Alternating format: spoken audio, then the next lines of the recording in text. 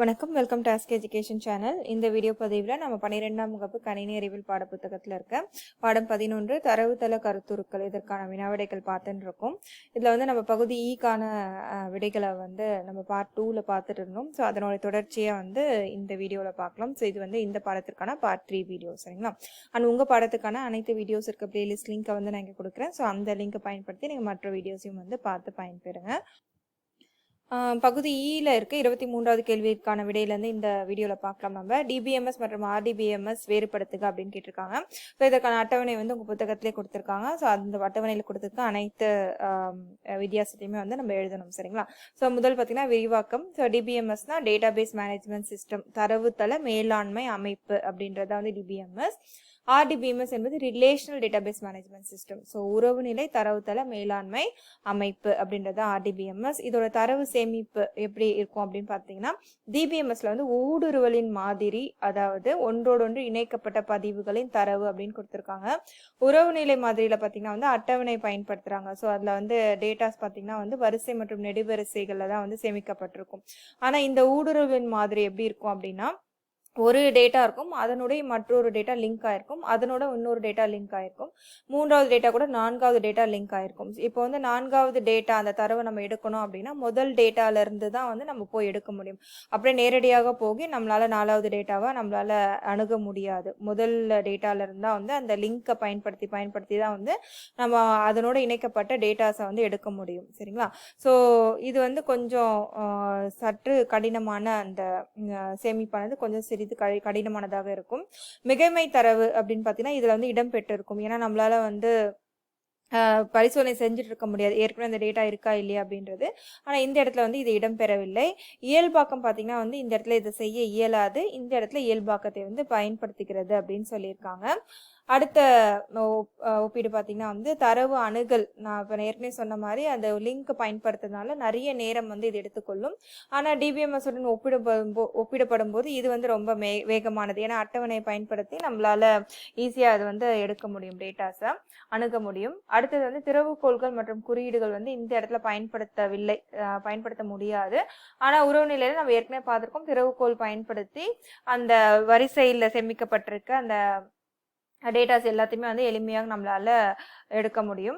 அடுத்தது பரிவர்த்தனை மேலாண்மை எப்படி இருக்கும் அப்படின்னு பார்த்தீங்கன்னா, இது வந்து திறமையற்றது. ஸோ பிழைகள் நிறைய இதில் இருக்கும், அண்ட் அது பாதுகாப்பற்றதாகவும் இருக்குது. ஆனால் இந்த அட்டவணை பார்த்தீங்கன்னா, அட்டவணை பயன்படுத்தி நம்ம உறவுகள் மூலமாக சேமிக்கப்படுகின்ற டேட்டாஸ் வந்து ரொம்ப திறமையானதாகவும் பாதுகாப்பானதாகவும் இருக்கும், அதனுடைய பரிவர்த்தனை மேலாண்மை, சரிங்களா?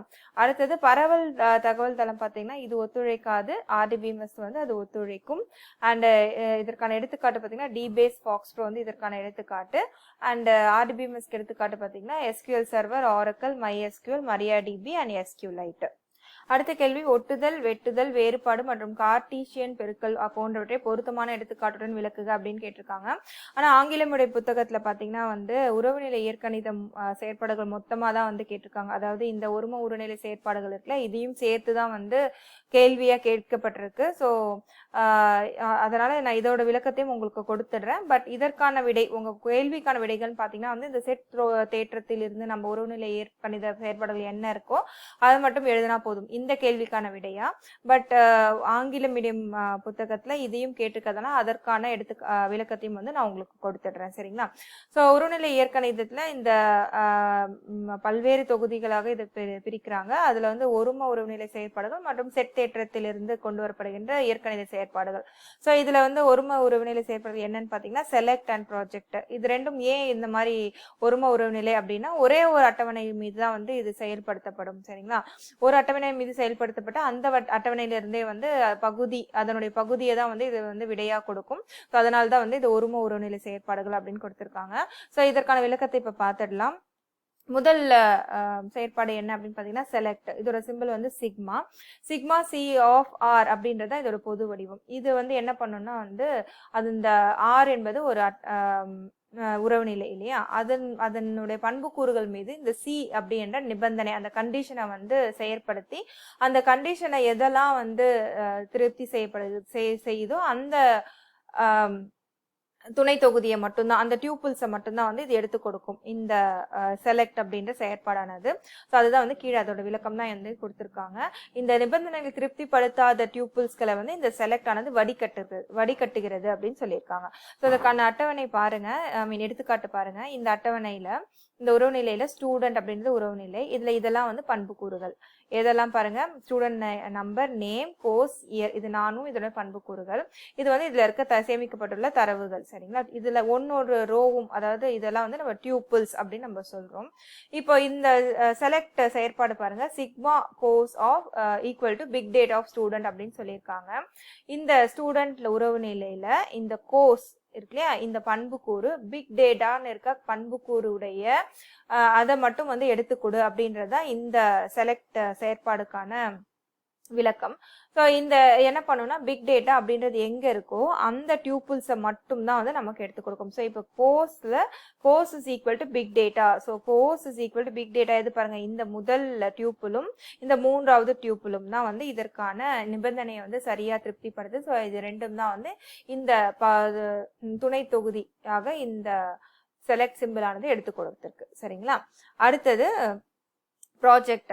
இந்த ப்ராஜெக்ட் அப்படின்றதோட சிம்பிள் பார்த்தீங்கன்னா இந்த பை சிம்பிள். இந்த செயற்பாடு என்ன பண்ணணும்னா, இந்த குறிப்பிடப்பட்டுள்ள உள்ளீடு தொடர்புகளின் பண்புக்கூறுகளை நீக்குகிறது அப்படின்னு சொல்றாங்க.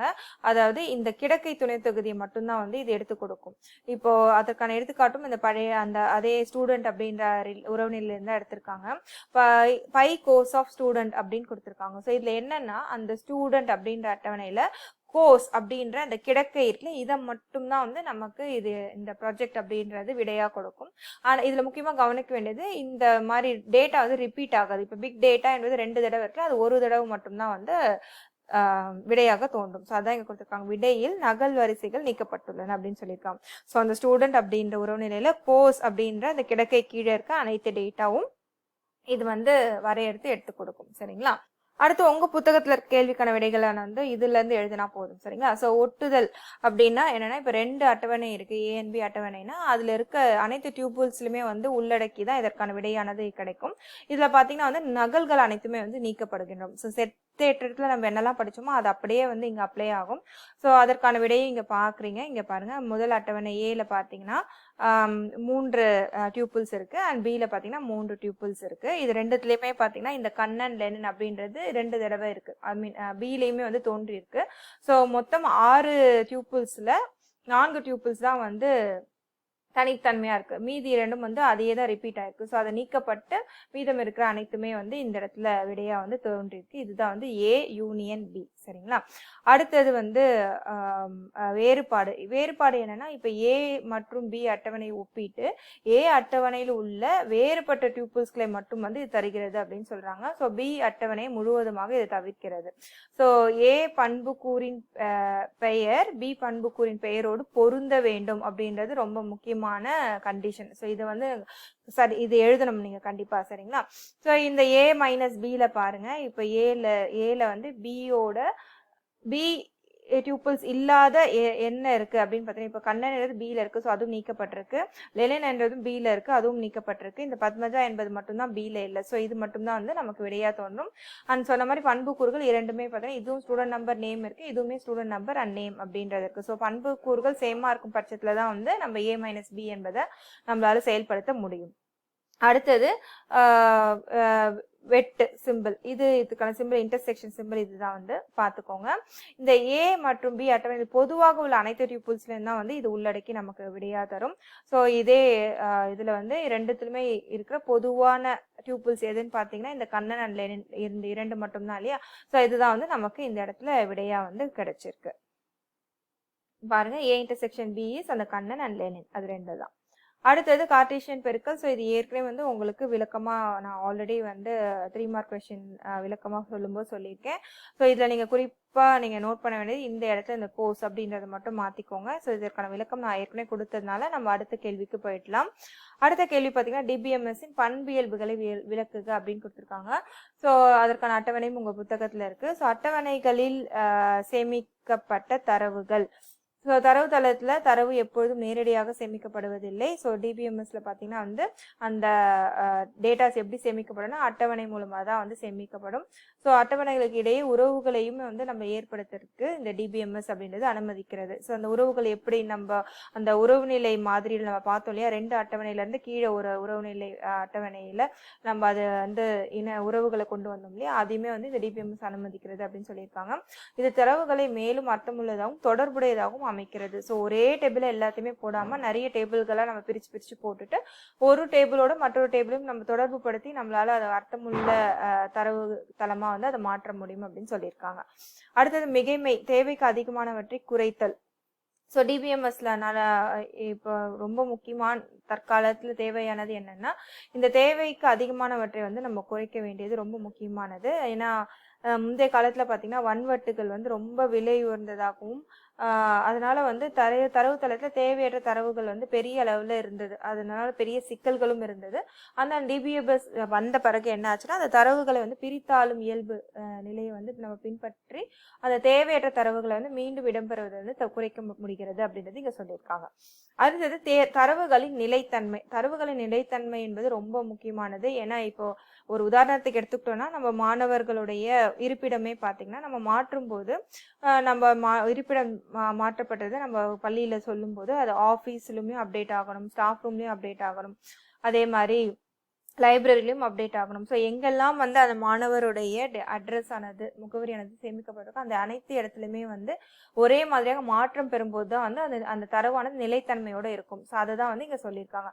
தொடர்ச்சியாக புதுப்பிக்கப்படும் மற்றும் பராமரிக்கப்படும் நேரடி தரவின் நிலைத்தன்மையை பராமரிப்பது ஒரு சவாலாக மாறும். ஆனால் டிபிஎம்எஸ் பார்த்தீங்கன்னா இதை தானாகவே வந்து கையாளுவதற்கு நமக்கு எளிமையாக அதை கொண்டு வருது அப்படின்னு சொல்லியிருக்காங்க. அடுத்தது பல பயனர்கள் மற்றும் ஒத்த அணுகுதலை ஆதரித்தல் அப்படின்னு சொல்லியிருக்காங்க. ஸோ ஒரு டிபிஎம்எஸ் தான் பார்த்தீங்கன்னா ஒரு பயனர் தான் இருக்க மாட்டாங்க, நிறைய பயனர் இருப்பாங்க. அண்ட் ஒரு பயனருக்கும் வேறு மாதிரியான அணுகல்களும் வந்து கொடுக்கப்பட்டிருக்கும். ஸோ அவ்வாறு வந்து கொடுக்கப்படுகிற அணுகல்களை வந்து ஆதரிப்பதற்கும் பல பயனர்களை ஆதரிப்பதற்கும் அந்த டிபிஎம்எஸ் வந்து நமக்கு உதவுகிறது. அதனை பராமரிப்பை வந்து கையாளுவதற்கு எளிமையாக்கி தந்திருக்குது அப்படின்றது தான் இந்த இடத்துல வந்து சொல்லியிருக்காங்க. சரிங்களா.